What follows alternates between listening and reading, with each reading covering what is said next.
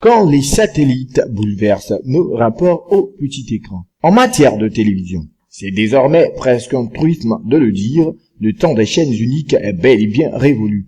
L'évolution des moyens de transmission en a sonné le glas et du même coup bouleversé nos rapports au petit écran. Ainsi, en est-il aujourd'hui des satellites qui contribuent à décupler de façon fulgurante la réception des chaînes de télévision à l'échelle mondiale. Leur particularité, à la différence des câbles et de leurs relais, ils ont la capacité, selon les spécialistes des engins spatiaux, de diriger vers le sol des faisceaux d'ondes, eux-mêmes vecteurs d'images et d'informations que peuvent capter de simples récepteurs munis d'antennes appropriées. La communication audiovisuelle n'en connaîtrait-elle plus de frontières? Il n'est que de voir le nombre de chaînes nationales et internationales, publiques, privées, généralistes, thématiques ou spécialistes, sans cesse mises à notre portée. Non sans effet sur notre manière même de regarder la télé. En effet, dans cette floraison cathodique sans saison, le téléspectateur peut papillonner allègrement à longueur de temps en passant d'une chaîne à l'autre. C'est ce qu'on appelle, suivant le terme branché engendré par le phénomène zappé, le zapping. On le pratique à tout âge et sans modération. Pour autant, sommes-nous tous devenus des consommateurs boulimiques de la télé? Certains analystes qui le pensent vont jusqu'à dire que la place du petit écran dans notre vie de tous les jours est en passe d'investir bien des heures de notre quotidien.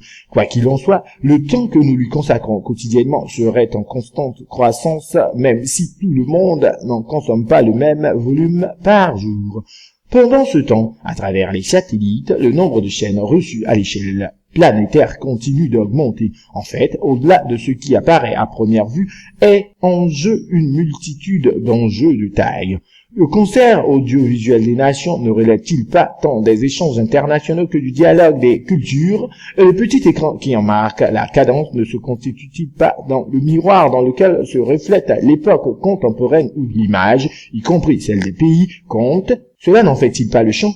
Le champ d'une sourde bataille de positionnement planétaire par l'image pour assurer une place au rendez-vous du donner et du recevoir du nouveau monde qui se construit. Bref, en arrière-plan, chaque pays aspire à bâtir sa caste audiovisuelle dans le village planétaire qu'a devenu le monde. Ce à quoi la course actuelle au système spatial de transmission audiovisuelle n'est certainement pas étrangère. Ce serait même d'une certaine façon une question hautement stratégique, d'autant qu'elle pourrait toucher à la souveraineté nationale et internationale, même si tenir sa place est une autre paire de manches. Car il s'agit d'un univers qui fonctionne comme un pique-nique où chaque participant vient avec une provision sur le contenu de laquelle il peut être jugé, en renforçant sa présence dans le système spatial de transmission audiovisuelle par l'insertion d'une chaîne de télé RTI 2 et d'une station de radio fréquence 2, c'était au début du mois dernier, notre pays peut, sans nul doute, compter sur son potentiel et ses références dans le domaine. La RTI n'est-elle pas l'héritière de la télévision nationale, celle de la chaîne unique et des pionniers? Ne joue-t-elle pas aujourd'hui un rôle de catalyseur de nouvelles générations de professionnels et de révélateurs de nouveaux talents?